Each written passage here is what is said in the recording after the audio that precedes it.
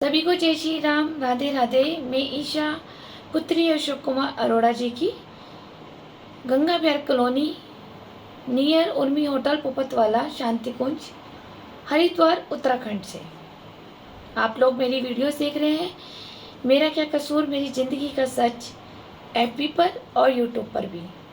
और जो मेरे नए व्यूवर्स जुड़े हैं वो मुझे यूट्यूब पर और एफबी पर जाकर के सुन सकते हैं मेरी ज़िंदगी का सच। और जो सुनते आए हैं उनको दिल से बहुत बहुत धन्यवाद। और आज अष्टमी और नवमी दोनों हैं, इसकी हार्दिक शुभकामनाएं। माता रानी आप लोगों के घर में धन वर्षा करे, आशीर्वाद बनाए रखे। आज का मैं एक टॉपिक लेके आई हूँ जो मेरे साथ हुआ है, और जिनके लिए ज़रूरी है वो सुन सकता है, जिनके लिए ज़रूरी नहीं है वो मेरी वीडियो ना सुने, हाँ लेकिन शेयर कर सकता है। उसके लिए बहुत थैंक यू। ये वीडियोस मेरे उन पड़ोसियों के लिए है जिनसे आज तक मैंने कोई सवाल नहीं किया। जी हाँ, मैंने कोई सवाल ही नहीं किया उनसे, लेकिन जो ये आजकल डिजिटल चल रहा है मोबाइल, तो हो सकता है कि कभी ना कभी मेरी ये वीडियोस उनके मोबाइल पे पहुँचे तो वो सोचें कि हमने ऐसा क्यों किया। उनको ये मेरी बात सोचने पे मजबूर कर देगी। मैं आपके बीच में एक ऐसे पड़ोसियों को टॉपिक लेके आई हूँ। पहले तो आप मुझे ये बताएं, जो पुराने ज़माने के लोग हैं, पहले तो पड़ोसी पड़ोसी के लिए मरता था, राइट। पहले के ज़माने के लोग जो होते थे अपने बच्चे भी पड़ोसी के घर में छोड़ जाते थे, एक भरोसे से कि पड़ोस वाले भी अंकल, भाई, बहन, चाचा, ताऊ, नानी, दादी सब होते हैं, राइट। ऐसे ही होता था।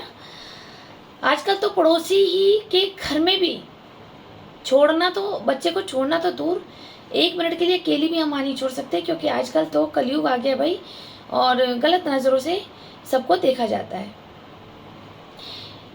पहले ज़माने के लोग ये होते थे भाई, मिल बांट के रोटी खाते थे, और अगर अपने बच्चे को भी वो 1 रुपया देते थे ना, तो पड़ोस के बच्चे को भी हाथ में दे देते थे चीज़ खाने के लिए। मेरे साथ तो ऐसे ही होता था। हमारे पापा के साथ भी ऐसे हुआ है कि पड़ोसी पैसे दे देता था कि तू चीज़ खा रहा है, इसको भी खिला दियो जा। अगर 25 पैसे इसे मिले चवन्नी, मेरे पापा बताते थे, तो चवन्नी पड़ोसी के बच्चे को भी दी जाती थी, क्योंकि पड़ोसी का बच्चा भी अपना ही बच्चा होता था। लेकिन आजकल तो दूसरे की बीवी भी अपनी बीवी बना लेते हैं। आजकल तो ज़माना इतना बदल गया है। सॉरी, मेरी कुछ बातें आज आपको बूढ़ी लगेगी, कड़वी लगेगी, भयानक सी बुरी लग सकती है आप लोगों को, लेकिन मैं सच बता रही हूँ। ये सच्चाई है ज़िंदगी की, जो मेरे साथ हुआ है और अन्य लोगों के साथ भी होता आ रहा है। तो मैं आपको ये बताना चाह रही थी कि पड़ोसी का मतलब क्या होता है। देखो, आपके रिश्तेदार, आपका मायका, आपका मित्र, और सब ये दूर होते हैं। एक हमारे ही पड़ोसी होता है जो हमारे दुख में दुखी होता है, सुख में सुखी होता है, हमारा एक अच्छा वेल विशर होता है, एक अच्छा पार्टनर होता है टाइम पास करने के लिए, एक अच्छा हमारा दिल को तसल्ली देने के लिए, हमारे आंसू पोंछने के लिए एक हमारा पड़ोसी काम आता है। जब हमारे पास दुख गिरता है, हमारे पड़ोसी को सबसे पहले भनक लगती है। हमारे घर में कोई कोई आ रहा है, कोई अच्छे लोग आ रहे हैं, बुरे लोग आ रहे हैं, सबसे पहले पड़ोसी को पता लगती है, राइट। लेकिन पड़ोसी ही उस ज़माने में बहुत मदद भी करता था। अब तो पड़ोसी भी उसी का ही है जो पैसे देता हो, रिश्तेदार भी उसी के हैं। लेकिन मैं पैसों को नहीं रख रही हूँ बीच में।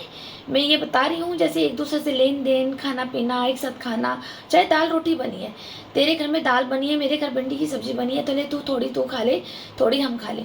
ऐसे ही चलता था। आप लोगों को आपके लोगों के दादा परदादा बताते होंगे आप लोगों को कि पहले पैसों को इतनी इंपॉर्टेंट नहीं देते थे। पहले तो एक ही सब्जी में अगर 4 लोग अचानक आ गए तो वो भी बट जाती थी कि चलो कोई नहीं। आजकल तो 4 सब्जी हो और एक बंदा आ जाए तो छुपा दिया जाता है, ये होता है। और पहले ज़माने के पड़ोसी इतने अच्छे होते थे कि आपको किसी मेहमान की, किसी रिश्तेदार की ज़रूरत नहीं होती थी।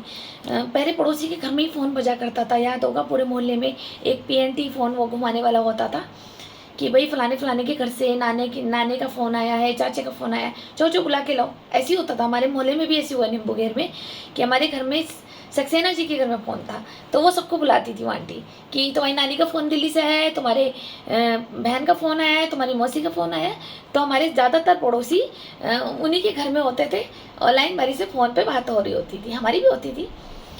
तो लेकिन आजकल क्या है, आजकल ये सब रिवाज रहा ही नहीं। आजकल तो पड़ोसी पड़ोसी को देख करके जल रहा है, पड़ोसी पड़ोसी को नाजायज तंग कर रहा है, पड़ोसी पड़ोसी को लड़वा रहा है आपस में, राइट। आजकल यही हो रहा है।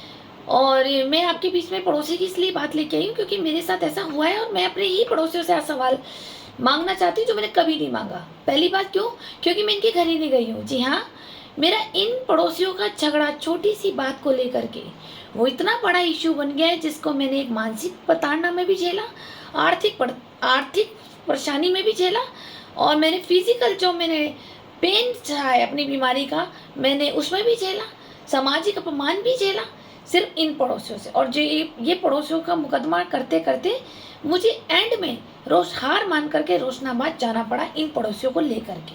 अब आप, जी हाँ, ये उन्हीं पड़ोसियों की बात बता रही हूँ जिनके साथ मेरा कोर्ट केस चल रहा है, जिनको मैं लेके गई हूँ। लेकिन उसमें से भी इनकी फीमेल जो इनकी फैमिली थी, पूरी फैमिली थी, मैं नाम बतला देती हूँ। जब कोर्ट में केस चल रहा है तो कोई डर भी किस बात का। मैं गंगा विहार कॉलोनी में रहती हूँ, मेरे जस्ट सामने राजकुमार जी रहते हैं, राजकुमार शर्मा, वंदना शर्मा, उनकी बेटी मनोहर, उनका भतीजा, ये सब इनकी फैमिली रहती है। और इधर जस्ट बराबर में ही दीप तिवारी जी की फैमिली रहती थी। जी हाँ, दीप तिवारी, जिनका दीप केस क्लोज भी है और 5-6 माने प्रॉपर्टी डीलर भी हैं, राइट। और जो ये राजकुमार जी हैं, ये ओरिएंटल इंश्योरेंस कंपनी में ये जॉब करते हैं। तो मैं 2013 में 7 अगस्त को अलग हो गई थी अपनी सास से, पर्सनल मुद्दे पे हुई थी। तो वो मुद्दा क्या था वो मैं आपको डालूंगी। अभी फ़िलहाल आप मेरी वीडियोस देख ही रहे हैं, मेरे सास के चैप्टर। लेकिन अभी ये अर्जेंट मैसेज मुझे डालना पड़ रहा था। मुझे लगा कि शायद मैं पड़ोसियों से कुछ क्वेश्चन तो कर सकती हूँ ना, क्योंकि इतना अधिकार तो है। जब इनको अधिकार मैंने तो नहीं दिया था कि मुझे ये तंग करे, लेकिन मेरे को ये पूरा राइट है कि आखिर क्यों किया आपने। जी हाँ, आखिर क्यों किया। मैं अलग हुई, मैं इस मकान में आई जो मेरी शादी के बाद ये मकान बना। सबसे पहले मेरे पे अटैक हुआ जब मैं ग्राउंड फ्लोर पे रहती थी। मेरा जो घर का थड़ा जिसे बोलते हैं, मेन गेट पर हम एक ऊंचा सा पैर रखने का थड़ा बनाते हैं, वो मेरा पूरा तोड़ दिया था हमारी अनुपस्थिति में। वो किसने तोड़ा था उसकी वीडियो स्पेशल बनाई जाएगी। वो गंगा विहार का कौन है वो आदमी जिसने ये तोड़ा था।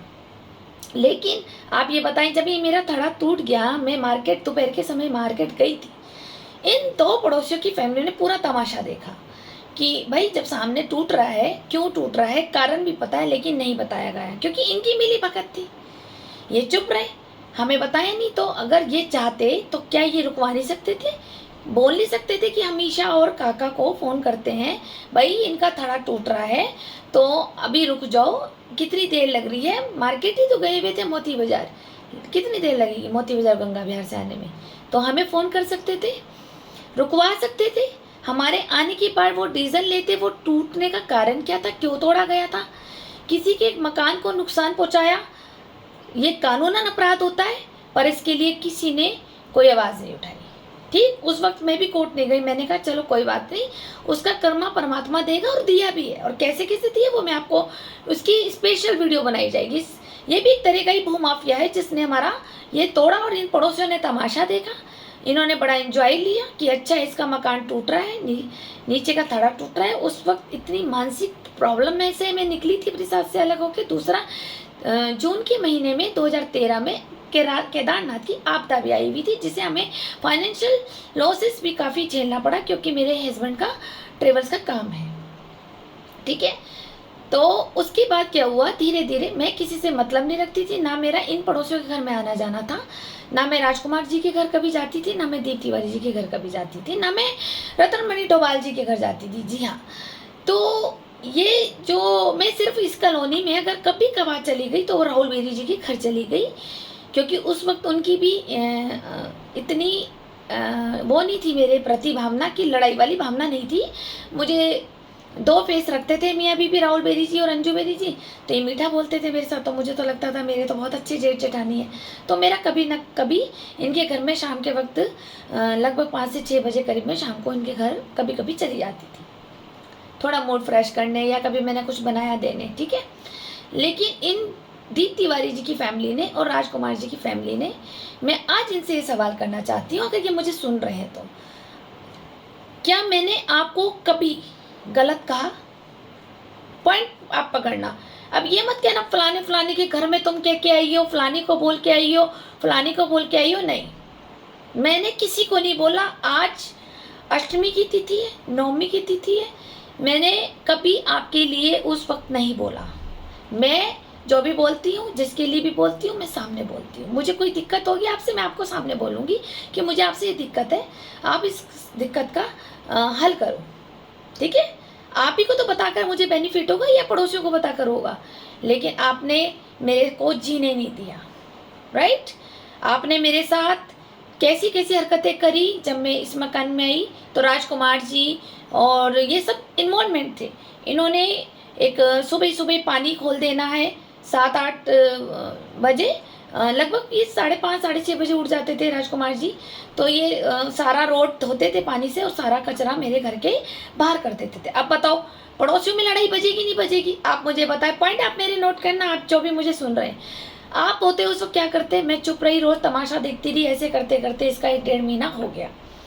एक दिन मैंने जब देखा कि भाई मच्छर बहुत ज़्यादा पनप रहे हैं, मेरे घर के बाहर कूड़ा कचरा हो रहा है, रोज पूरी रोड का ये कूड़ा धोते थे और उसके पानी की धार से सारा कूड़ा सड़क की गंदगी मेरी तरफ कर देते थे। एक दिन मैंने प्यार से बोला राजकुमार जी को, भैया आप अपना अपना धो लिया करो ना, पूरी रोड धो करके आप मेरी तरफ ढाल कर देते हो पानी की, सारा पानी इसमें इकट्ठा होता है, फिर वो कूड़ा भी हो जाता है, मच्छर भी होते हैं, दूसरा जो पानी इकट्ठा हो रहा है वो धीरे धीरे मकान में एब्जॉर्ब कर रहा है, वो सीलन कर रहा है हमारे मकान में। तो ये मेरे से बदतमीजी से लड़ पड़े कि पानी है, मैं क्या करूँ, ढाल उधर है तो उधर ही तो जाएगा, तो तू झाड़ू लगा लिया कर ना, तू क्या करती है घर में, तू कूड़ा हटा, तू कर। मतलब मैंने कहा कि आप रोज मेरी तरफ कूड़ा करेंगे, मैं रोज सुबह उठ करके अपनी झाड़ू लेकर निकलूँ और रोज मैं ये सब करूँ सफाइयाँ, राइट। उन दिनों में मेरी कमर में दर्द रहता था, लेकिन इन लोगों ने मेरे से बदतमीजी करी। जैसे ही इसका हस्बैंड बोलना शुरू करता था वैसे ही ये इसकी वाइफ आ जाती थी लड़ने। वाइफ आ गई तो इसकी बेटी भी आती थी लड़ने, ठीक है। उस वक्त तो इसकी बड़े भाई साहब की बेटी भी यहीं पे थी, क्या नाम था इसका, विद्या। ये भी अनमैरिड थी, तो ये भी जवान जोरी करती थी उस वक्त। ये सब इकट्ठा पूरा परिवार एक हो जाता था और मैं चुप रहती थी। अब मैं आपसे पूछूं, मैंने कभी आपके सामने जवान जोरी करी? बताएं। माता रानी की कसम खा के बोलना अब आप, वरना वो सर्वनाश तो वो अब करेगी। तुम्हारा मेरा कोर्ट में मुकदमा चल रहा है, मुझे कोई फर्क नहीं पड़ता, मैं हार कर भी जीत जाऊंगी, क्योंकि मुझे पता है माँ हार और जीत तो कागजों पे है, लेकिन जो तुम्हें दंड मिलेगा महाकाली से, मेरे महादेव से, ईश्वर से, वो न्याय की चक्की धीरे पीस रहा है, लेकिन ऐसा दंड देगा कि तुम्हें खून के आंसू रुलाएगा। तुमने एक बच्ची को रुलाया, मैं भी किसी की बेटी थी, मैं भी किसी की बहन हूँ, मैं भी किसी की बहू थी। अब ये आपकी साजिश प्लानिंग क्या थी? तुमने मुझे अनलिमिटेड टॉर्चर किया, रोज तिल तिल मारा मुझे, रोज मैं तिल तिल चुप हो जाती थी, क्योंकि मेरे हस्बैंड भी नहीं बोलते थे मेरे फेवर में। मैं अकेली इन सब की बदतमीजी झेलती थी। जब ये पूरा परिवार लड़ने को तैयार होता था तो बराबर में दीप तिवारी जी का भी परिवार निकल के आ जाता था। दीप तिवारी जी की बीवी भी बदतमीजी से बात करती थी। इनकी बेटी की तो वीडियोस है मेरे पास, मैं अपलोड करूंगी अब। उन मेरे पास इतनी वीडियोस है इनकी बदतमीजी की कि मैं चुप रही। क्या मैंने कभी कोई कह दे कि मैंने आपकी वीडियो किसी को दिखाई हो? बोलो। वो सब मेरे, हाँ, मेरी फ्रेंड के पास तो काफ़ी दिखी है, क्योंकि वो मेरी फ्रेंड है। लेकिन आप बताएं कि मैंने कॉलोनी में जगह जगह किसी को सेंड करी हो आपकी वीडियो, या मैंने जगह जगह आपका अपमान किया हो? देखो, किसी ने कहा हो, अंजू बेरी ने लड़वा के भेजा था, अंजू बेरी ने तुम्हारे कान खूब भरे, अंजू बेरी ने तो खूब भरे। तो रतन मणि डोभाल जी की बीवी ने भी कान तुम्हारे बहुत भरे, क्योंकि वो मेरे अंजू भाभी की माँ और बाप बने हुए थे। वो तो मम्मी पापा हैं उसके, वो तो मम्मी पापा भी बना करके उनको भी गाली देती है उनके पीठ पीछे, ठीक है। इतनी गंद उनके लिए वो बोलती है, भुक्कड़ खानदान के वो लोग हैं। उनकी भी स्पेशल एक वीडियो बनाई जाएगी जो सिर्फ डोभाल अंकल जी के लिए होगी, कि आप ही की बनाई हुई मुंह बोली बेटी आपके लिए क्या बोलती थी, ठीक है। मैं मुंह पे बोलती हूँ, मैं किसी भी बड़े आदमी का अपमान नहीं करती, चाहे वो पीठ पीछे हो चाहे वो सामने हो। अगर मैं अपमान तो मैं किसी को करूँगी नहीं। कोई आर्गुमेंट से कोई बात रखनी है मुझे, मैं वो आपके सामने रखूँगी लाके। उस वक्त में आप मेरे भाई हैं, आप मेरे पिता हैं, आप मेरे दादा हैं, लेकिन मैं आपके पीठ पीछे कभी भी आपको ऐसे बदतमीजी वाले वर्ड से, ऐसे जो आपत्तिजनक शब्द होते हैं ऐसे शब्दों से मैं कभी भी उच्चारण नहीं करती पीठ पीछे किसी का भी। सम्मान सबको देना चाहिए। अरे आप ही तो नहीं देख रहे हो, ईश्वर तो देख रहा है कि हम आपको क्या बोल रहे हैं पीठ पीछे, वो तो देख रहा है ना। उसके कानों में तो जा रही है आवाज, उसकी नजरों में तो लिखा जा रहा है कि आप एक बुजुर्ग आदमी को पीठ पीछे क्या बोलते हैं, क्या गंद बोल रहे हैं, राइट। मैंने तो अपने पिताजी से यही सीखा था। क्या मेरी शराफत आपको रास नहीं आई?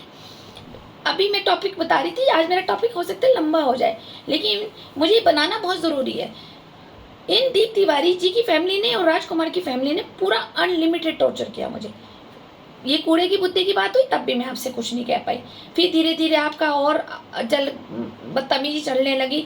मैं घर में अकेली होती थी तो राजकुमार जी अपनी डॉग के साथ अंदर मेरे घर में घुसते थे ज़बरदस्ती। राजकुमार जी आप भैया आप मुकर नहीं सकते हो, ठीक है।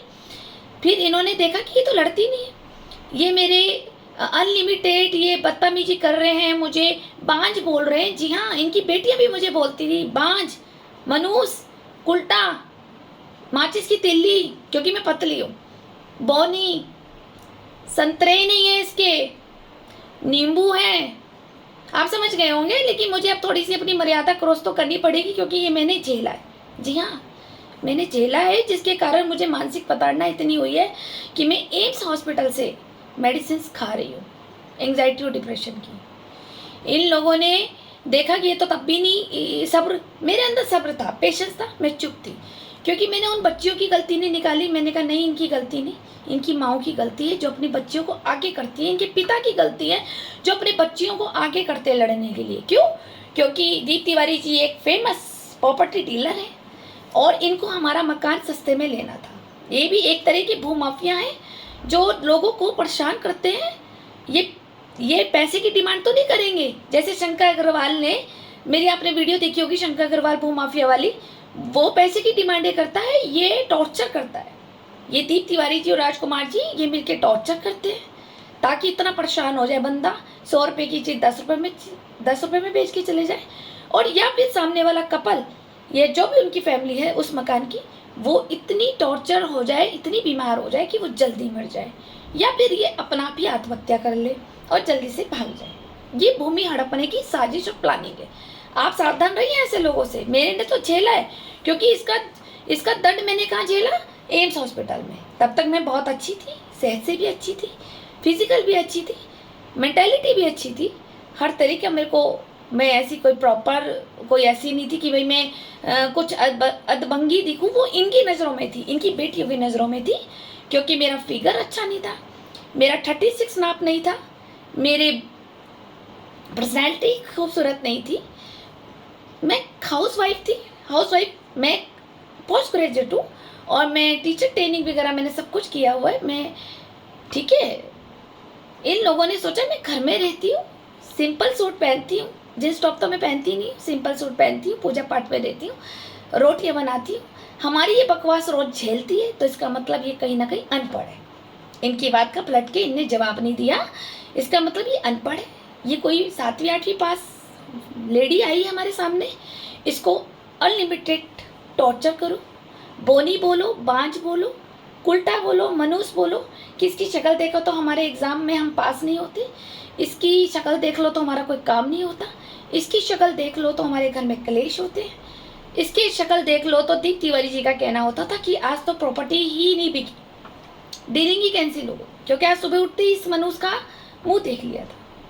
इन लोगों ने शुरू में मुझे इतना टॉर्चर किया, फिर उसके बाद दिवाली के आसपास ये 1-1.5 महीने से पहले ये बम छोड़ते थे, जानबूझ के बम छोड़ते थे ताकि एक मानसिक प्रताड़ना देते। चलो ठीक है, दिवाली के तो 1 हफ्ते पहले सब छोड़ते, लेकिन इन्होंने एक होता है नॉर्मल बम छुड़ा करके खुशी बनाना, लेकिन अनलिमिटेड तंग करना हर चीज़ में, और रोज़ सुबह पानी डालना, रोज़ सुबह 4-5 बजे उठ जाओ, ठीक है उठ जाओ, कोई दिक्कत कोई है। मेरी जैसी तो पड़ोसन हो तो सब मांगेंगे मुझे, तो पड़ोसन, मैं तो हर एक पड़ोसी, क्या मैं तो अपने सड़क के कुत्तों का भी ख्याल रखती हूँ कि उसको भी मेरी वजह से कोई दिक्कत परेशानी ना हो, ठीक। मैं वो लड़की हूँ कि अगर मैं पेड़ की परिक्रमा कर रही हूँ, कभी मैं मंदिर की परिक्रमा कर रही हूँ, मैं पेड़ की कर रही हूँ, तो मैं ज़मीन में देख के चलती हूँ कि मेरे पैरों से कोई चींटी या मकोड़ा ना मर जाए। तो इन लोगों ने जानबूझ करके फिर अनलिमिटेड हैंड, इनके यहाँ हैंड पंप था, सुबह 3:30 4 बजे उठ करके वो पलटू के पापा जानबूझ करके ये वो चलाते थे हैंडपम्प। फिर उसके बाद पलटू चलाने लग गया। इनके घर में कोई ना कोई इशू लगा रहा कि जिससे कि मेरी नींद डिस्टर्बेंस हो। इन्होंने मेरी नींद खराब करी। किस इंट्यूशन से करी? सिर्फ मकान हड़पना था कि जल्दी भागेगी, या तो ये जल्दी मरेगी या फिर ये जल्दी भागेगी। क्योंकि बांझ थी ना मैं, मेरे पास संतान नहीं है क्योंकि मुझे ऑटोइम्यून डिजीज है, तो उसमें दिक्कत होती है। तो मुझे कंसीव करने के लिए डॉक्टर ने मना किया था। 1-2 बार मेरा कंसीव हुआ, लेकिन इन्हीं की वजह से जब मेरे को प्रॉपर नींद पूरी नहीं हुई, इन्होंने मेरे पे हमले किए, तो मेरे को मेरा मिसकैरेज हो गया। इन लोगों ने मुझे यहाँ तक पहले टॉर्चर करते चले गए। मैं चुप रही। मैंने कहा चलो कोई बात नहीं, अल्लड़ बुद्धि के हैं या इन्हें भगवान देखेगा। मैं चुप रही। अब मैं इनसे कहना चाहती हूँ, दीप तिवारी जी की फैमिली से, राजकुमार की फैमिली जी से और ये जो डोभाल जी की फैमिली से, क्या मैंने कभी आपका अपमान करा? देखो पीठ पीछे तो ऐसे तो मुझे भी लोग कहते थे कि आप मुझे क्या क्या बोलते हैं। मैं भी बताऊंगी ना, दीप तिवारी जी ने मेरे लिए क्या क्या बोला, मैं तो सामने बोलूंगी ना।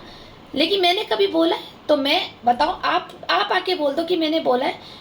आप मेरे लिए मीडिया बुला लो, मैं मीडिया में आपके पैर पकड़ लूंगी और सॉरी बोलूंगी। लेकिन अगर मैंने बोला है तो आपकी इंट्यूशन अंदर से जानती होगी मैंने आपको सम्मान ही दिया है, राइट। मैं आपके कभी घर में नहीं आई, बल्कि इतने कुछ होने के बाद भी राजकुमार जी हमारे घर में जबरदस्ती दिवाली की मिठाई दे गए। अब रख लिया, मान सम्मान करा। कोई सम्मान में कमी दी हो मैंने इन लोगों को तो बताए। चाय नाश्ता भी कराया, सम्मान भी दिया, और मैं किसी का लेके नहीं रखती, ये मेरी फितरत है। तो मैंने भी रिटर्न जाके 2-3 दिन मुझे लगा, मैंने रिटर्न जाके दे दिया। तब मैंने इनके घर में पहली बार घर देखा। और जब फिर विद्या की मम्मी एक्सपायर हो गई थी तब मैंने दूसरी बार घर इनका तब देखा, क्योंकि सामने पड़ोसी की डेथ हुई थी। तब भी मैं चली गई कि नहीं कोई बात नहीं, पड़ोसी के काम आता है। शायद मेरी अच्छाई से ये कुछ सीख ले। जी हाँ, शायद ये मेरी कुछ अच्छाई से सीख ले। इनको ये इतनी शर्म आ जाए कि इतना कुछ हमने इसको बोला, उसके बाद भी इस लड़की की जुबान हमारे लिए नहीं हिली, तो यानी कि सम्मान करती है। इन्होंने सोचा हमसे डरती है। हमने खूब बिठा दिया अपना इस गंगा विहार कॉलोनी का कि हम बदमाश लोग हैं, तू हमारी गुलाम बन के रहेगी। देख तू हमारे आगे चुप रहती है ना, तो तू डर गई हमसे। जी नहीं, डरता कोई किसी से नहीं है, लेकिन मैं सिर्फ आपके कर्मों का फल भगवान के हाथ में छोड़ दिया, ताकि आपको ईश्वर देखेगा, या आपको मेरी कुछ अच्छाई देख करके या कभी ना कभी तो समझ आएगी आपको कि ये हमारे को कभी कुछ कहती ही नहीं है। चलो यार अब छोड़ो, गुस्सा छोड़ो और हम एक होते हैं, राइट। लेकिन हमारे सामने कितने एक पड़ोसी, एक आप ही और तिवारी जी थे और बिमला मैडम उधर से। ठीक, आपने मेरा नेचर देखा है। मैं किसी के घर ज़्यादा, किसी के घर तो मैं जाती ही नहीं हूँ, या तो मरे में चली जाऊंगी किसी के घर, या फिर भजन सत्संग कीर्तन में बुलावा आ गया तो चली गई, या किसी की शादी पार्टी आ गई, राइट। लेकिन आप लोगों ने सोचा हमसे तो डर गई। मेरी चुप्पी का ये मत सोचना कि मैं आपसे डर गई थी। आप मेरे से बड़े थे, आपका सम्मान करती थी मैं, लेकिन आपकी बेटियां जो मेरे को गंद बोलती थी मैं तब भी चुप रही। मैंने कहा कोई बात नहीं, जैसे मेरी बहन ही मानी वैसी ये गलती किसकी थी? माँ बाप की, बच्चियों की नहीं थी। लेकिन पिता भी देखो कैसे शेयर करते आगे, लड़कियों को आगे कर दो, लड़वा दो। चौकी तो है ही सप्तऋषि चौकी, हमारी चौकी है, तो हम तो जो मर्जी लिखवा लेंगे पुलिस से, तो पहले झूठे आरोप लगवा देंगे अपनी बच्चियों से। इन लोगों ने इस मकसद से मुझे खूब तंग किया, खूब। फिर इन्होंने देखा 3-4 साल हो गए, अरे ये तो बिल्कुल ही नहीं टूट रही, इतना पेशेंस कहाँ से लाती है, इतना सब्र कहाँ से लाती है, इनके दिमाग में ये लगा। फिर उसके बाद क्या हुआ, इन्होंने अचानक 4 पले हुए डॉग पाल लिए, डॉग, ठीक है। इतने बड़े बड़े डॉग पाले, जो इनकी ब्रीड ये थी लेब्रा थी, मिक्सअप लेब्रा थी। लेब्रा तो भौंकती नहीं है, मिक्सअप लेब्रा थी जो अनलिमिटेड पूरे दिन पूरी रात भौंकती थी। इनके पास 4 डॉग थे, उसकी वीडियो भी डाली जाएगी। और फिर उसी में से एक इन्होंने डॉग पीटर इधर दिया है तिवारी जी को, एक बड़ी दिया था धीरज को। तो इस तरह से इन्होंने 4 डॉग रखे और पूरे दिन पूरी रात इन्होंने 4-5 साल लगातार भगवाए, लगातार। वो चुप नहीं होते थे, इनकी वीडियोस है।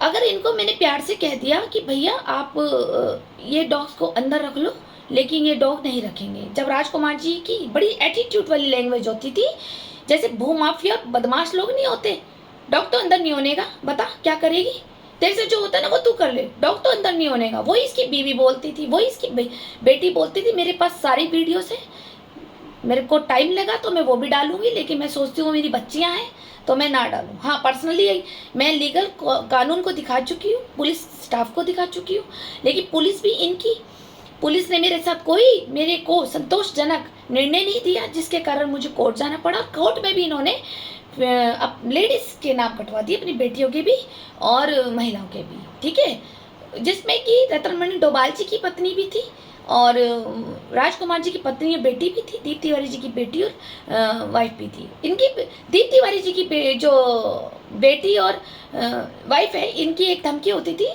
कि तो जानती नहीं क्या हमें, हम कौन है, हम तिवारी है, तिवारी, हम सनोलॉजी हो, काट के फेंक देंगे हम तेरे को, फालतू में बोनी गई की बांझ गई की। और हाँ, मेरे पति को बोलती थी हमेशा बलात्कार, इसके गवाह है मेरे पास कि ये तो बलात्कारी है, ये तो बलात्कारी है, ये तो लड़कियों के साथ बलात्कार कर लेता है। अब मैं इनसे बोलूँ, दीप तिवारी जी की फैमिली और राजकुमार जी की और डोभाल जी की, इनकी तीनों की फैमिली का उठना बैठना राहुल बेरी जी के घर में था ज़्यादा। चलो मेरे तो जेठ जी थे, मेरी तो जेठानी जी थी, लेकिन इनकी क्या रिश्तेदारी थी, लेकिन ये वहीं बैठना, वहीं जूह चौपाटी करना, वहीं से शराब की बोतलें आना, चिकन आना, सब बताया मुझे अंजू भाभी ने।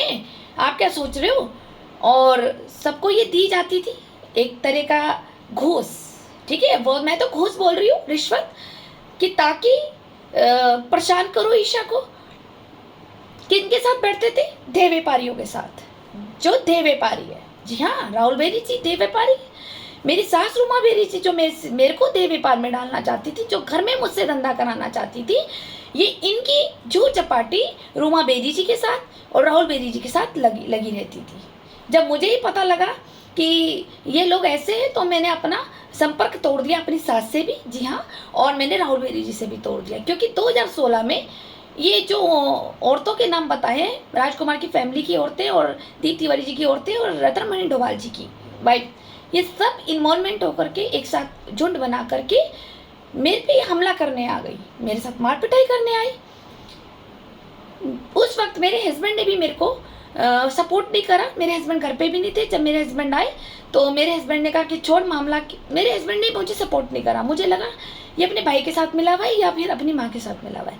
और उस दौरान जब मेरे पे हमला हुआ, वो हमला करवाया अंजू बेरी ने और राहुल बेरी जी ने। जी हाँ, मैं आपको खुला बता रही हूँ आपको, ये सब जूह चपाटी वहीं से पकोड़े और चाय खा के आई थी। और उसी वक्त इन्होंने शाम के 5:55 बज रहे थे जब इन्होंने मुझसे मेरे से बदतमीजी और मार पिटाई और मेरे पे हमला किया, ठीक है। किसके कहने पे? अंजू बेरी के कहने पे। फिर अंजू बेरी का हस्बैंड राहुल बेरी जी ने मुझे गंदी गंदी गालियों से संबोधित किया। तब से मैंने वो दिन है, आज दिन है, मैं राहुल बेरी जी से संपर्क खत्म करे। मैंने अपनी सास से भी संपर्क करे। क्यों? क्योंकि जिस कॉलोनी में मुझे इनके जैसे भू माफिया मेरा मकान हड़पने के लिए, मुझे जान से मारने के लिए मेरे पे हमला करने आ गए, क्या वहाँ पे मेरी सास को नहीं खड़ा होना चाहिए था मेरे साथ? आप लोग बताएं। या राहुल बेरी जी को इनका साथ देना चाहिए था भू माफियों का, या मेरे साथ खड़े होकर के इनकी जुबान बंद करनी थी, या इनके लिए कोई लीगल एक्शन लेना था? नहीं, इन लोगों ने मेरे साथ ये काम किया है, ये रियलिटी है। आज मैंने कोर्ट में जरूर डाला, मुझे कोई ऐसी इंटेंशन नहीं थी कि मैं इनको कोर्ट में ले जाऊं, बिल्कुल भी नहीं थी। मैं आज भी कह रही हूँ दीप तिवारी जी को, राजकुमार जी को, कि मेरी कोई ऐसी इंटेंशन थी ही नहीं कि मैं आपको कोर्ट ले जाऊं। डोभाल जी की पत्नी को तो मैंने छोड़ दिया क्योंकि उन्होंने मेरे पे सिर्फ 1-2 बार ही हमला करा, लेकिन आप लोगों ने तो मेरा जीना इतना हराम कर दिया कि मेरी मानसिक स्थिति बिगड़ने को तैयार हो गई थी। वो तो मैं ठीक हो गई, मेरी दवाइयाँ सही हो गई, मेरे को तो पागल घोषित करने में लगे थे। जानबूझ के लड़ते हैं, जानबूझ के मुझसे खुद गाली गलौज। सोचो ना, मैं 2013 से अब तक 2021 तक मैं इनकी बेटियों की बीवियों से, इनकी पूरे परिवार से टॉर्चर हो रही थी। ये सुनकर के बांझ, उल्टा, आवारा, बचलन, बलात्कारी, गिट्ठी, बौनी, तिल्ली, आगे से नहीं है, पीछे से नहीं है। आप समझ सकते हैं कि इनकी लैंग्वेज क्या थी मेरे फिजिकल स्ट्रक्चर को लेकर के, ताकि मुझे एक मानसिक प्रताड़ना दे और मुझे अंदर अपने अंदर एक हीन भावना आ जाए और मैं सुसाइड कर लूँ। इनकी ये चीज़ थी मंशा, मैं सुसाइड कर लूँगी तो पति भी फिर यहाँ अकेला क्या करेगा, रह के सस्ते में मकान बेच देगा। या पति दोनों को इतना बदनाम कर दो, डिफेम कर दो कॉलोनी में, कि कॉलोनी वाले इन सबको मिलके मारे। जी हाँ, इन्होंने ये सब किया। और जो हमारे यहाँ गंगा बिहार में एक फेमस व्यक्ति हैं, मैं उनका नाम नहीं लूँगी, आप लोग समझ लेंगे, बड़े आदरणीय और फेमस और थोड़े उम्र में बड़े व्यक्ति हैं, उन तक की इन्होंने मुझे धमकी दी थी। जी हाँ, उन तक की उन्होंने मुझे धमकी दी थी, तिवारी की बीवी ने और इन सामने ने, कि हमें जानती नहीं कि हम कौन है, तो हमें जानती नहीं क्या।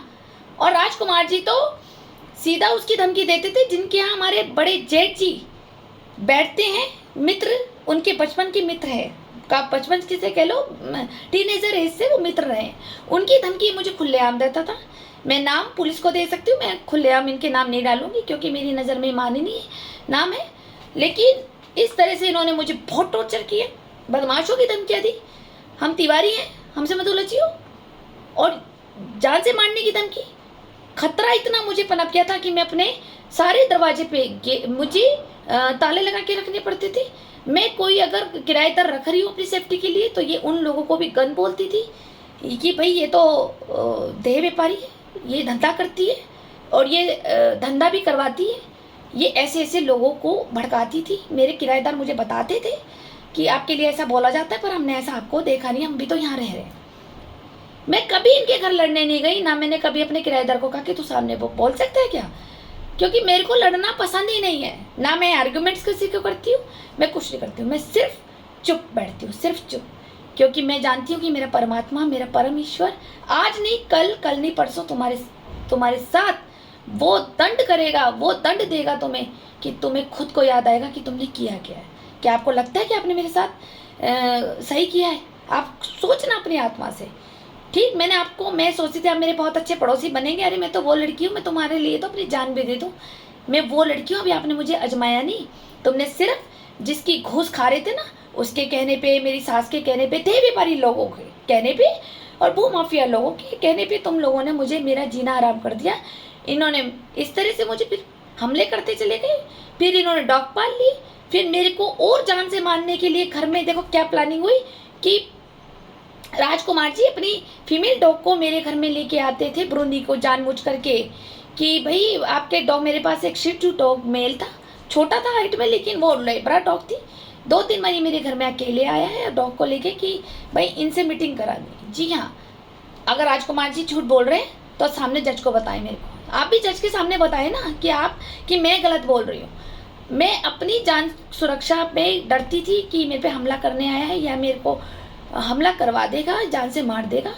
फिर उसके बाद इनकी क्या प्लानिंग होती थी, जैसे सुबह 3-3:30 बजे जानबूझ करके नल खोल देना, अपने पाइप से नल करना और छत से, बालकनी से, मैं आपकी वो फोटोज भी डालूंगी, बालकनी से रोड पे पानी डालना, वो पड़ आवाज़ आती है पानी की, जिन्होंने प्रैक्टिस करके देखनी वो कर सकता है, ऊपर से बहुत आवाज़ आती है। वो ऐसा लगता था जैसे बारिश हो रही है। कई बार तो धोखे में मैं भी उठी हूँ, मेरे किराएदार भी उठे कि बारिश कैसे होगी इस मौसम में, लेकिन क्या दिखता है कि वंदना भाभी जी पानी डालती खूब रोड पे, जिससे कि मेरी नींद डिस्टर्ब हो। वो 3 बजे, 3:30 बजे, 4 बजे, मैं 3:30 बजे की भी वीडियो दिखाऊंगी आपको। इनकी मैंने वीडियो सब मैंने बनाई हुई है कि किस तरह से मुझे टॉर्चर करते हैं। फिर उसके बाद ये सुबह दिन हो जाता है तो अपना ये राजकुमार जी की फैमिली उठ गई, राजकुमार जी उठ गए, बाइक निकाल रहे, स्कूटर निकाल रहे, जान के हॉर्न बजाना, फिर डॉग्स अनलिमिटेड भौंकना, अनलिमिटेड 4 डॉग्स चुप ही नहीं होते थे क्योंकि उनको खाने पीने की व्यवस्था ठीक नहीं देते थे, ना ही घर के अंदर रखते थे। मतलब एक डॉग के लिए एक नियम इनके लिए कोई नहीं था, जबकि कहते हैं कि एक लॉ में एक्ट बना हुआ है कि आप जानवरों को एक जगह नहीं बांध सकते, बांध कर नहीं रख सकते, उनको भी फ्रीडम चाहिए होती है। और अगर अनलिमिटेड आप भुखवा रहे हो तो ये भी कानूनन अपराध है। आप किसी को मानसिक हरेसमेंट में डाल रहे हो, आप उसको टॉर्चर कर रहे हो। कोई बीमार है, कोई फिजिकल बीमार है, कोई मेंटल दिमाग है, कोई रेस्ट लेना चाहता है, कोई सोना चाहता है, कोई पढ़ाई कर रहा है, कोई किस दुख से मर रहा है, पर इनको कोई मतलब नहीं, इनको कोई मतलब नहीं है। जिनने हमारा थड़ा तोड़ा ना उसको तो बड़ी दिक्कत होती थी डॉग्स के वास्ते। जी हाँ, जिसने थड़ा तोड़ा है उसको बड़ी दिक्कत होती थी। वो हमारे कॉलोनी के सुशील जी हैं, ये जो किरियाना की शॉप है यहाँ पर, एक बुक्स की भी दुकान है। इनसे भी कोई लेना देना नहीं था हमारा। मैं कभी इनके घर नहीं गई, मेरे घर नहीं आई, लेकिन इन्होंने हमारा मकान का पूरा ऐसी तैसी कर दी थी। और फिर ये बोला हाँ मैंने तोड़ा, बता तू क्या करेगी। जी हाँ, ये धमकी इसकी होती थी। वो करने वाला ही वो बैठा है ना, मैं क्या कर सकती हूँ, करने वाला तो वो बैठा है। तो इन व्यक्ति को जब ये मेरा एक घर छोड़ करके ये रहते थे यहाँ पर अपने भाई के मकान में, तो इनको डॉग्स की बड़ी आवाज़ लगती थी, लेकिन सड़कों के डॉग्स की लगती थी। उसको ईंटें मारना, ये सब करना। अच्छा, एक प्लानिंग इनकी ये भी रहती है कि अचानक से किसी दूर से डॉग्स मंगवा लो रोड के और कॉलोनी में छोड़ दो। एक ने ऐसी भी हरकत करी है कि बाहर से डॉग्स ले आओ 2-3 और इस कॉलोनी में छोड़ दो, फिर उनके बच्चे हो जाएंगे, बच्चे पे बच्चे हो जाएंगे, वो भीड़ हो जाएगी और वो इतने सारे खतरनाक हो जाएंगे, वो लोगों को भी काटेंगे, जानवरों को भी काटेंगे। मैंने अपने कुछ भूमाफिया की जो मैंने स्टार्टिंग करी है video, part 1, part 2, part 3, part 4, उसमें मैंने एक वीडियो डाली है डॉग को लेकर के, आप उसमें वो सुनना कि कैसे कैसे प्लानिंग करते हैं उस, कि भाई वो डॉग्स भी पागल हो जाते हैं और फिर वो जानवरों को काटते हैं। ये तब तक हार नहीं मानते जब तक इनके घर में खुद एक ट्रेजेडी ना हो जाए। तो इनको ये दिक्कत थी मुझसे कि मुझे मानसिक प्रताड़ना देनी है, डॉग्स भगवाते रहो। उस वक्त सुशील भैया को भी बहुत आवाज़ लगती थी, लेकिन जब दीप तिवारी जी के डॉग्स भौंकते थे, जब धीरज भाई के डॉग्स भौंकते थे, जब राजकुमार जी के डॉग्स भौंकते थे, तब इन्हें कोई मानसिक प्रताड़ना नहीं होती थी सुशील भैया को, तब कोई नहीं हुई। तब वो सारी मानसिक प्रताड़ना मुझे इनके हिस्से की मेरे में ट्रांसफ़र हो गई। मैं पूरी पूरी रात नहीं सोई, पूरे पूरे दिन नहीं सोई, करते करते 3-4 साल हो गए। मेरे को जब मानसिक प्रताड़ना हुई तो मुझे नींद आनी बंद हो गई और मेरे नींद के सेल्स बनने बंद हो गए। ये एम्स ने डायग्नोस करा, पहले तो मुझे पता ही नहीं था मुझे हुआ क्या। जिन दिनों में कोरोना की बीमारी आई थी उन दिनों में मैं इतनी ज़्यादा बीमार पड़ गई थी, क्योंकि मुझे कोरोना तो नहीं हुआ था, लेकिन मेरी स्टेज ऐसे हो गई थी जैसे मैं अब ख़त्म होने वाली हूँ। जानकारी पता नहीं लग रही थी, पूरे डॉक्टर के पास चक्कर काट ली, इतने सारे मेरे टेस्ट हुए हैं, हर एक हॉस्पिटल में ले लो, बंगाली ले लो, सरकारी ले लो, जितने भी प्राइवेट ले लो, मैंने किसी को ये पता नहीं लग रहा था दिक्कत क्या थी। जब कोरोना बीमारी ख़त्म हुई, कम हुआ, तब हम एम्स गए, एम्स में हमने दिखाया, एम्स ने चेक करके बताया मुझे ऑटो इम्यून डिजीज़ हुई है, जिसमें मेरा डीएनए भी चेक हुआ है। डीएनए में मेरे बीमारी ये नहीं आई है, डीएनए में वही आती है जो पेरेंट्स को होती है, ये डॉक्टर ने मुझे बताया। तो मेरे पेरेंट्स, मेरे पापा को हार्ट अटैक से, सबको हार्ट अटैक ही हुई हमारी फैमिली में, तो मेरे को हार्ट का ही आया है, डीएनए में मेरा हार्ट का आया है। डॉक्टर ने कहा कि ये बीमारी हमें नहीं पता लगा कहाँ से आई है, और डीपली जांच करने के लिए उन्होंने कहा महंगे टेस्ट होंगे, आपको डीपली जाना पड़ेगा। मैंने कहा आप सारे कर डालो, मुझे ये जांच करनी है हुआ क्या है, जो मेरे को बड़ी तकलीफ होती है मेरी बॉडी में। मेरी बॉडी में इतनी तकलीफ होती थी कि दीप तिवारी जी ने मुझे खुद स्वयं अपनी आंखों से देखा हुआ है। ठीक है, मैं सीढ़ी भी नहीं चढ़ पाती थी अपनी छत की, कि मेरी बॉडी एक स्टेचू की तरह हो गई थी, जो मुझे इतनी प्रॉब्लम हो गई थी, कितना असहनीय पेन मैंने सहा है। सिर्फ क्या इसलिए जब मेरे डायग्नोस हुए, डीपली जांच हुई, तब एम्स ने बताया कि ये खतरनाक बीमारी आपको सिस्टेमेटिक ल्यूपस हुई है, जो 10 लाख पेशेंट में से 10 पेशेंट को होती है, और ये इसका इलाज भी नहीं बना है। ये एक तरह से भगवान के घर से बीमारी आई और इसका इलाज भी भगवान ही करता है, क्योंकि हम तो डेली जो भी हमारे को पेशेंट तकलीफ बताता है, हम उसको एक ड्रग्स, एक स्टेरॉइड और ये सब दे देते हैं कि ठीक है पेशेंट को रिलीफ मिल जाए। लेकिन इस बीमारी को सिर्फ एक पेशेंट ही समझता है अपनी बीमारी को, या फिर डॉक्टर, क्योंकि इसका जो पेन होता है वो कैंसर से भी ज़्यादा खतरनाक होता है, जो मैंने झेला है। कारण क्या निकला? अब कारण देखो, एसएलई होता है कई कारणों से, जिसकी डायग्नोसिस डॉक्टर भी नहीं कर पाता। बॉडी में पेन आ रहा है, बॉडी में क्यों आ रहा है, गठियावाई हो गया, क्या हो गया, बुखार हो गया, ठंड चढ़ गई, बॉडी में पानी भर गया, बहुत रीज़न होते हैं। लेकिन मेरा जो रीज़न निकला है वो निकला क्रोनिक इंसोमिनिया और एंग्जाइटी। क्रोनिक इंसोमिनिया कहाँ से आया, क्लियर होगी ना। 5-6 साल तक आप लगातार 4-5 डॉग कंटिन्यू भगवाओगे, और सुबह भी शाम को भी 1 घंटे का रेस्ट ये मुझे लेने नहीं देते थे कि मैं सो जाऊँ। और तो और ये दिन भर इस तरह से हरकतें करते रहते थे, सारे दिन शोर मचाया, फिर रात हो गई, फिर रात को 10-11 बजे तक हो गया। फिर उसके बाद इनके घर में पलटू कहीं से पता नहीं जॉब करके आता था, कहाँ से आता था, जानबूझ करके 12-1 बज गए, 2 बज गए, बाइक से आ रहा है और क्या ना बोलते हैं हॉर्न बजा रहा है, कोई मायने रहता कॉलोनी में, पी पी पी पी, नींद तो खुल गई। फिर उसके बाद ये पता नहीं खाना खाता था नहीं खाता था, ये ऊपर छत पे बैठ जाता था और ऊंची ऊंची आवाज में बोलता था। मैं आपको डिस्टेंस दिखाऊंगी इसके मकान का, उतनी ऊंची आवाज से बोलता था। मैं अंदर वाले कमरे में सोती थी, पूजा वाले घर में, उसमें सब खिड़की दरवाजे अपने बंद करके, ताकि मुझे इसकी आवाज ना आए। ये गंदी गालियों से उच्चारण करता था। इसकी वीडियोस भी मैंने बनाई हुई है मनोहर पलटू की, कि ये मेरे को किस तरह से गालियों से गलोच करता था रात को। इसकी पूरी फैमिली अंदर होती थी, या वो जानबूझकर चुप हो जाती थी, या फिर ये मिले हुए थे, या फिर इनकी फैमिली को नहीं पता था कि ये छत पे मुझे गालियाँ से संबोधित करता है।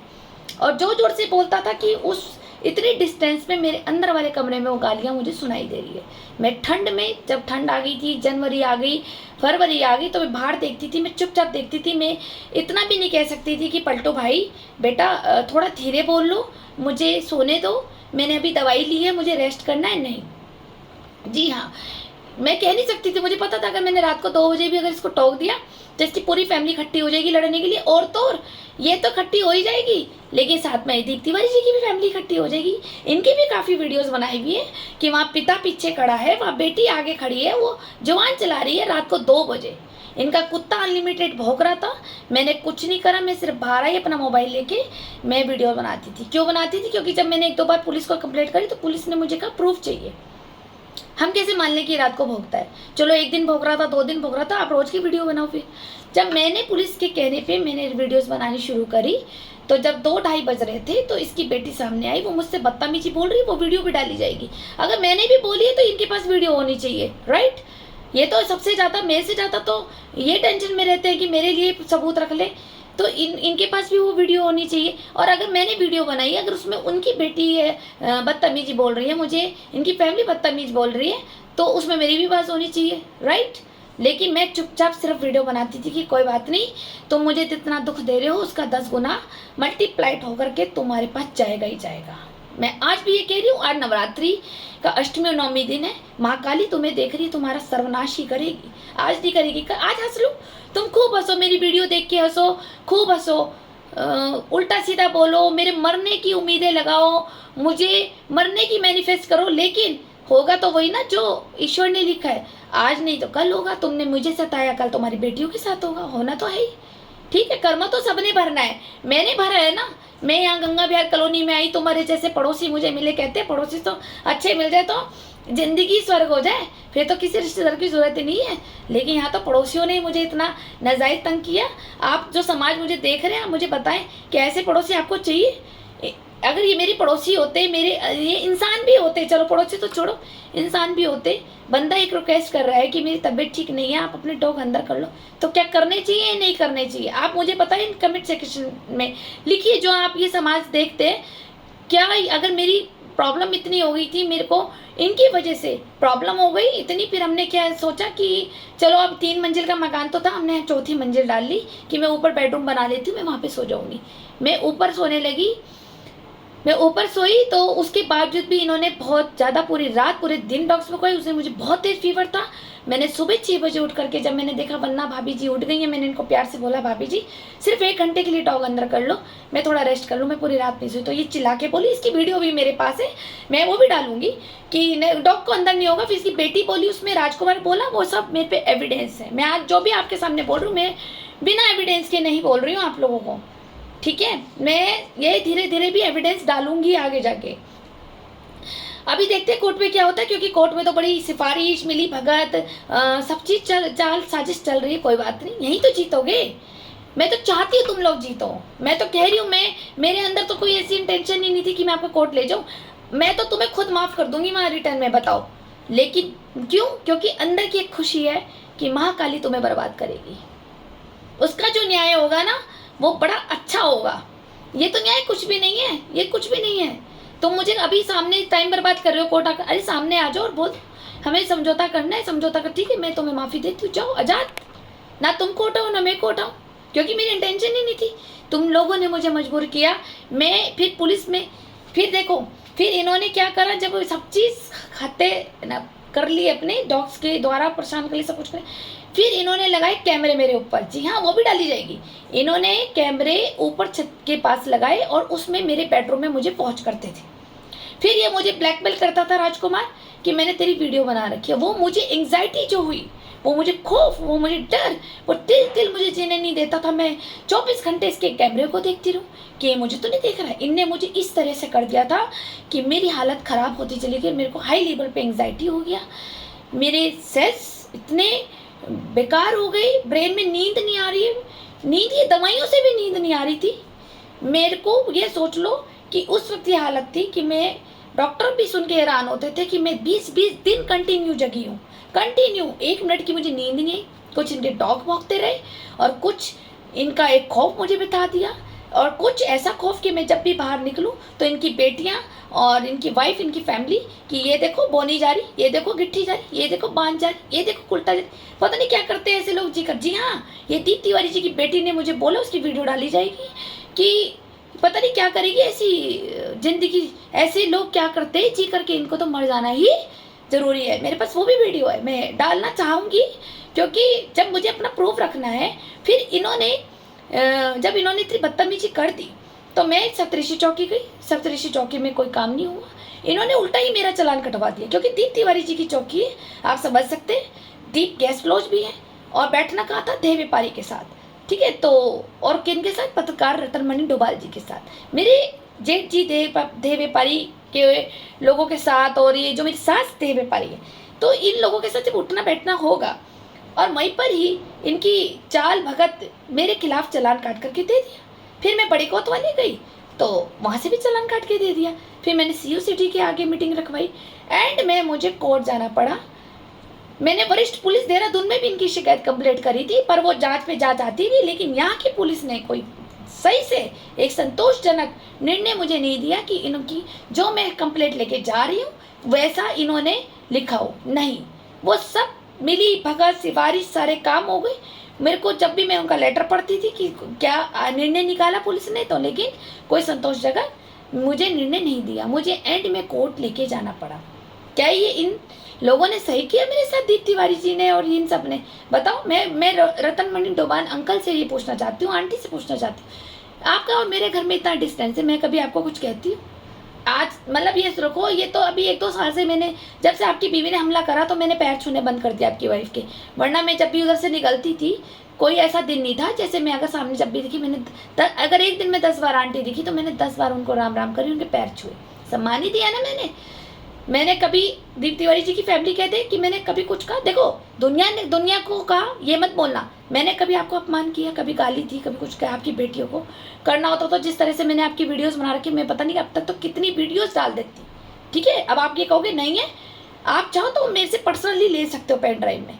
आपकी बेटी ने मुझसे जो बदतमीजी करी, आपकी बीवी ने जो किया, इतने मेरे को बदतमीज टॉर्चर किया, मुझे जीने नहीं दिया, गंदी से गंदी तुमने हरकतें मेरे साथ करी, गंदी से गंदे एब्यूजेस मेरे साथ करे, गंदी से गंदी लैंग्वेज आपने मेरे साथ यूज़ करी, जान से मारने की धमकी आपने मुझे दी, जीने तक नहीं थी, इतने व्यूज मुझे आपने बोले कि मैं बर्दाश्त करती करती करती मैं कोर्ट चली गई। फिर भी आप ये कहते हो कि आपने कुछ नहीं किया आपकी। और फिर आप पुलिस डिपार्टमेंट में मेरी एब्सेंट में क्या बोलते हो कि ये तो गंदी है, ये तो देह व्यापारी है, ये सेक्स ओनर है, सॉरी, ये सेक्स करवाती है लड़कियों को। ये लैंग्वेज आपकी होती थी, मेरी तो देह व्यापारी में अटकी हुई है। आप जिस लैंग्वेज में वहाँ बोल के आपकी रिकॉर्डिंग मुझे सुनाई है उस बंदे ने, ठीक है। और कि ये तो इसका शरीर इसलिए ख़राब हो रहा है क्योंकि ये शरीर की भूखी है, क्योंकि इसको तो फिजिकल भूख ज़्यादा है, इसलिए सूख रही है, ये इसलिए बीमार है। आपको पता है मैं आपकी वजह से कितनी बीमार हो गई? सोचो ना, एक अच्छे पड़ोसी है आप, मेरे एक भाई बनते, मेरे सपोर्ट करते। मैंने यही तो कहा था कि थोड़े दिन के लिए डॉक्स अंदर कर लो, क्या पता मैं ठीक हो जाती, क्या पता मेरी गोद में भी एक लाल खेल रहा होता। लेकिन नहीं, मेरे को ये बीमारी ना होती, आज मैं खुशी से अपना घर तो बसा रही होती। आपने कितना मुझे मानसिक प्रताड़ना दी, जिसके कारण मुझे एक फिजिकल पे मुझे पेन हुआ, फिजिकल पे मैंने झेला, और उसके बाद मैंने आर्थिक भी झेला। देखो मेरा पैसा कितना लग रहा है एम्स में, ठीक, कहने को वो एम्स है, लेकिन मेरे जो टेस्ट होते हैं, आप मेरे पास बिल देख लोगे आपको तो चक्कर ही आ जाएंगे।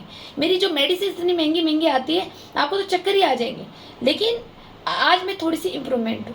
आप एक अच्छे पड़ोसी बनकर के, चलो पड़ोसी भी ना बनते, कोई एक दूसरे की चाय पीने का कोई लालची नहीं था, लेकिन एक इंसानियत तो बनते ना। आप कभी सोचना, कभी आपके बच्चों को वो बीमारी हो जाए, आपको हो जाए, आपको कोई ऐसी मानसिक प्रताड़ना मिले, आप नहीं कहोगे कि मेरे को सोने दो, मुझे रेस्ट करने दो। आपके साथ अगर सामने वाला पड़ोसी है कोई आपको टॉर्चर करे, आपको कैसा लगेगा? जो आपको लगेगा ना वो मुझे भी लगा है। और माता रानी ने चाह तो जल्द ही न्याय होगा, मेरे को कोर्ट से लेना देना नहीं है। आप सोच रहे हो ना कि आप जीत जाएंगे, मैं तो चाहती हूँ आप जीते, क्योंकि मैं अगर आपको यहाँ सजा मिल गई तो ऊपर वाली की किताब बंद हो जाएगी आपके कर्मों की, कि चलो आपको यहीं मिल गई। लेकिन मैं ये चाहूँगी कि आपकी किताब महाकाली के पास लगी रहे, ताकि वो आपका सर्वनाश करे, क्योंकि आपने नाजायज़ तंग करा है मुझे, मैंने आपको कभी कुछ नहीं कहा, मेरे मन में कोई आज भी गिले शिकवे नहीं है। ऐसी बात होती तो मैं आपकी बेटी को पता नहीं कितना वो अपलोड कर देती है। आपकी बेटियों की मेरे पास वीडियो बनी हुई है, आपकी फैमिलीज़ की वीडियोस बनी हुई है। आप मुझे टॉर्चर करते हैं, मेरे को मेरे लिए कैमरे लगाए गए हैं, वो मेरे घर में कितनी कैमरे लगाए हुए हैं, और मेरी सास मुझे बोलती है कि तेरी एक एक एक्टिविटी मुझे पता है कि कौन आ रहा है कौन जा रहा है। और वो मुझे इतना लड़ती थी, मैंने उसके पास जाना छोड़ दिया। आप जानते हैं ना, मैंने जाना छोड़ दिया। मैं कभी, आप मुझे बता दें, मैं ऐसे घर में तो पैर ही नहीं रखूँगी जो जादू टोना टोटका जिन जिहाद सब पे कैद रखती है अपने घर में, और जिसे बोलने का डिसिप्लिन नहीं है, और जिसके साथ मैं खड़े होते कि मैं उसके घर के बाहर भी खड़ा होना पसंद नहीं करूँगी, क्योंकि उसका चरित्र होना हो मेरा चरित्र है। लेकिन मेरे चरित्र पर दाग लगवाया मेरी बहन को लेकर के इन लोगों ने। शायद तुम लोग भी शामिल हो उसमें, ठीक है, तुम लोग भी हो, इतना मुझे भी लग रहा है कि तुम लोग भी शामिल हो मेरी बहन को उस हद तक लाने में। लेकिन कोई बात नहीं, बेटियां सबके पास है, बहनें सबके पास है, न्याय तो ऊपर वाला असली करेगा। लेकिन मैंने कुछ गलत बोला हो तो मैं माफ़ी चाहती हूँ। अगर मेरे से कोई गिले शिकवे आप मुझसे क्लियर करो ना, क्लियर क्यों नहीं करते, यही तो नहीं समझ आया। आप लोगों ने मेरे साथ हर तरह के हथकंडे अपनाए मुझे, मतलब ये सोच लो सिर्फ तुमने मुझे आकर के गोली नहीं मारी, राइट, तुमने आकर के मुझे गोली नहीं मारी, और शुक्र मनाओ कि मैं तुम्हारे घर का नहीं खाती है, वरना तुम तो मेरे को उसमें जहर भी दे देते। बस यही तो तुम काम नहीं करे। उसके अलावा आप बता दो कि दुनिया का गंदा सा गंदा काम आपने मेरे लिए क्या नहीं करा, कैसी कैसी साजिश प्लानिंग प्लॉटिंग तुमने मेरे साथ बदतमीजी करी, कितने एब्यूजेस वर्ड तुमने मुझसे बोले, शायद वो डिक्शनरी में भी नहीं मिलेंगे। तुम लोगों ने मुझे बोले मैं आज एक बांझू है, मैं तो कहता हूँ आपने जो मुझे दिया है ना वो 10 गुनाहों के मल्टीप्लायर होकर आप लोगों पे जाए। अच्छा किया है तो अच्छा जाएगा, और बुरा किया है तो बुरा जाएगा। माता रानी आज के दिन यही आशीर्वाद मेरे मुंह से दे रही है आपको कि आपने मेरे लिए अच्छा किया होगा तो वो भी 10 गुना होके जाएगा, और आपने मेरे साथ बुरा किया तो वो भी 10 गुना होके जाएगा। मैंने आपके साथ बुरा किया तो आप मेरे को आके बताएं, समाज को बताएं, कोई दिक्कत नहीं है, सामने डिस्कस करना चाहिए, ना कि किसी को इतना टॉर्चर करना चाहिए। क्योंकि कहते हैं सामने वाला चुप है तो इसके मत समझना कि वो डरपोक था। जब उसके कहते हैं कि उसके जो आंसू होते हैं ना, अगर बच्चा रोता है गिड़गिड़ाता है तो वो अपने पिता के पास भागता है, अपनी माँ के पास भागता है, लेकिन जब उसका पिता नहीं होता तो वो परम पिता के पास बैठकर रोता है। तो मैं परम पिता के पास बैठ के रोई हूँ, रोज रोई हूँ। जिस पल तिल तिल तुम लोगों ने मुझे परेशान किया, मैं प्रेग्नेंट हुई थी, ठीक है, मेरी नींद खराब होने के चक्कर में मेरे मिसकैरेज हुआ, राइट, तुमने मेरे पे हमले करे, अननेसेसरी अनावश्यक गंद बोला, मैंने बोला आपको। अब तो आपको तो वो अंजू बेरी ने भड़का के भेज दिया, फिर रूमा बेरी ने भेज दिया, मैंने कभी बोला? आप लोगों तो आप बच्चों, आप ना छोटी क्लास के बच्चे हो, 5वीं क्लास के, किसी ने कुछ कह दिया चलो भाई लड़ने चल दो, किसी ने कुछ कह दिया चलो लड़ने चल दो, ना ना ना ना ना, समझदारी होती तो आप नहीं लड़ते।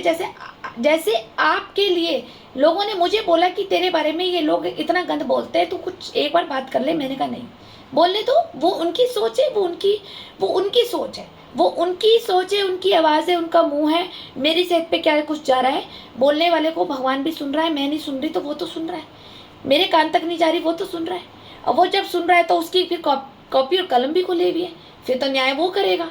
मैं कौन होती हूँ मैं आज जाऊँ बैल बजाऊँ फिर इनसे बोलूँ? मेरे से कुत्ता फजीती तो होती नहीं कि मैं इनके मुंह लगूँ और मैं इनसे लड़ूँ, मेरे अंदर ये फितरत नहीं है, मेरे डीएनए में, ना मेरे पास फालतू टाइम में आप लोगों से मुंह लगने का। हाँ इतना जरूर है, आप मेरे एक अच्छे पड़ोसी बनते तो शायद आपको मेरी ऐसी पड़ोसी भी नहीं मिलती। कभी आपने अजमा के नहीं देखा मुझे, कभी आपने समझने की कोशिश ही नहीं करी, क्योंकि आप जिनके पास घर में बैठते थे ना, राहुल भाई जी के घर में, वो खुद एक आपको इतना गंद बोलता है कि भुक्कड़ है शराब का, दीप तिवारी को शराब देनी पड़ती है, डोभाल को देनी पड़ती है इसका मुंह बंद करने के लिए, वरना ये तो अखबारों में छाप दे। तो भैया इसके कारनामे ही ऐसे हैं, तो खुद को वो डर लगता था इसको कि उसके कारनामे ना छप जाए, तो वो तो तुम लोगों को घूस देता था।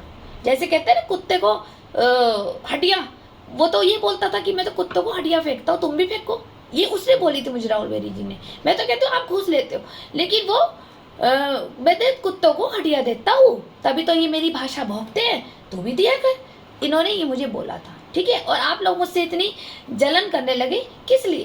कि मैंने आपका कुछ किया कोई है? किस बात की इनसिक्योरिटी मेरे से थी, किस बात की? अगर एक बार मुझे इसको पड़ोसी बना के रखते, अपना फैमिली मेम्बर बना के रखते, शायद जिंदगी में आपके बच्चे भी इतने लायक नहीं होंगे जो मैं आपके लायक बनती। आपने मुझे कभी अजमा के नहीं देखा मैं किसकी लड़की हूँ, ठीक है। या फिर आप मुझसे वही शौक मिजाज की नजरें रख रहे थे कि जो राहुल बेरी जी रखते थे कि मैं आपके बिस्तर गर्म नहीं करने आई, इसे इतना तंग कर लो, फिर मैं आपके बिस्तर गर्म करूं, आपको खुशियां बनाऊं, आपको खुश करूं, तो फिर आप बहुत अच्छे पड़ोसी रहते मेरे, राइट। फिर आपकी नज़र तो मेरे ऊपर गलत तो आई गई थी ना, तो फिर आपको भी पता होगा कि आप लोग मुझे क्यों तंग करते थे, ये तो आप जानते हो असली में। लेकिन मेरे अंदर तो जो मुझे प्रैक्टिकल सामने दिखा, आपने मुझे, पूरी फैमिली ने मुझे इतना परेशान किया था कि मैं आत्महत्या तक करने चली गई थी। आपको क्या पता आप लोगों ने मुझे कितना दुखी किया है। आपने इतना दुखी मुझे किया कि मुझे एम्स में मनोरोग में जाकर के मुझे क्रॉनिक इंसोमिनिया और एंग्जाइटी की दवाई खानी पड़ती है। एंग्जाइटी की क्यों खानी पड़ती है? क्योंकि आपने मुझे खौफ बिठा दिया।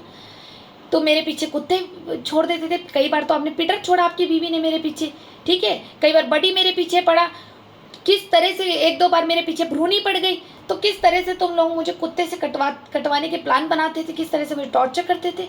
मैं कितना डरी रहती थी कि मैं बाहर नहीं निकलूंगी, मैं बाहर निकलूँ तो आपकी बेटियां मेरे पे हंस रही है, मुझे बोनी कह रही है, उल्टा कह रही है, बाज कह रही है, तुम्हारी माँ भी के वो सॉरी तुम्हारी जो बीवियाँ हैं क्योंकि महादेव की भक्त है। अभी तो गणपति लाला इसका आया नहीं, गणपति लाला इसका आया नहीं, ये दीप तिवारी जी की बीवी बोलती थी तो बड़े हंसते थे ये सब, वंदना भाभी जी और ये सब। प्रभु का न्याय धीरे चलता है, मैं आज भी कह रही हूँ, लेकिन जब चलता है बेहिसाब चलता है। कर्मों की लाठी में आवाज़ नहीं होती, जब पड़ती है ना बेहिसाब पड़ती है। अभी तो वहाँ पे तो जज ये धारा लगा के सोचेगा कि कौन सी धारा लगानी है और क्या आर्थिक दंड देना भी है, नहीं देना है, या समझौता कराना है, वो तो फिर भी दिमाग लगाता है जज। लेकिन जो है ना भगवान, वो उसके पास एक रजिस्टर है कर्मों का, वो तुम्हारे को बख्शेगा नहीं, वो तुम्हारी एक एक कर्मों का सजा देता है। कर्म ही तो ऐसी चीज़ है जो किसी को नहीं बख्शता। अगर कर्मा भी बख्शने लग जाए ना तो ये दुनिया तो एक दूसरे का खून कर देगी, ठीक है। आपको कुछ बात बुरी लगी है तो लगती रहे, लेकिन आप लोगों ने जो मुझे परेशान किया है ना, इसका न्याय होके रहेगा भगवान के घर। मुझे कोर्ट से मतलब नहीं है, और हाँ, अगर कोर्ट से मुक्ति जल्दी चाहनी है तो मैं उसमें भी साइन करने के लिए तैयार हूँ। मुझे कोई फ़र्क नहीं पड़ता, मुझे फ़र्क ही नहीं पड़ता, क्योंकि ऐसी टेंशन ही नहीं थी कि मैं आपको कोर्ट ले जाऊँ, ठीक है। बस यही मुझे कहना था। अगर अभी भी मैं गलत हूँ तो आप मुझे बताएं मैं कहाँ गलत हूँ। मैं हो सकता है मुझे अपनी गलती ना दिख रही हो, आप मुझे बताएं, मेरे सामने बताएं, मेरी गलती मुझे बताएं, क्या किया मैंने आपके साथ। आज काल रात थी, कल थी, आज अष्टमी नवमी हो गई है, आप इन्हीं देवी की कसम खा के बताएं कि मैंने क्या किया गलत। चलो मिलो फिर आप मंदिर में, मुझे आप माया देवी मंदिर मिलो, सारा पूरा ग्रुप झुंड होकर के। जब मारने आ सकते हो तो डिस्कस करने भी आ सकते हो ना, वहाँ माता रानी के सामने बोलना। मैं भी देखती हूँ कि ये आपको महाकाली कैसे बख्शती है। सच बोलना, मैं भी देखना चाहती हूँ आपके अंदर कितना जिगरा है सच बोलने के लिए। महाकाली के सामने मिलो, ठीक है। हो सकता है कि मैं उसी टाइम आपको साइन करके दे दूँ कि हाँ जाओ, मैंने माफ़ कर दिया, आजाद किया आपको, जाओ। फिर मेरे कर्मा मेरे साथ है, मैं भोगूंगी, तुम्हारे कर्मा तुम्हारे साथ, ठीक है। मेरी कोई बात बुरी लगी हो वो आप जाने, लेकिन मैंने अपना सच आपके सामने रखा। मुझे आपसे सवाल यही लेना था कि आखिर मेरी गलती कहाँ है और आप लोगों ने मुझे क्यों परेशान किया। Thank you.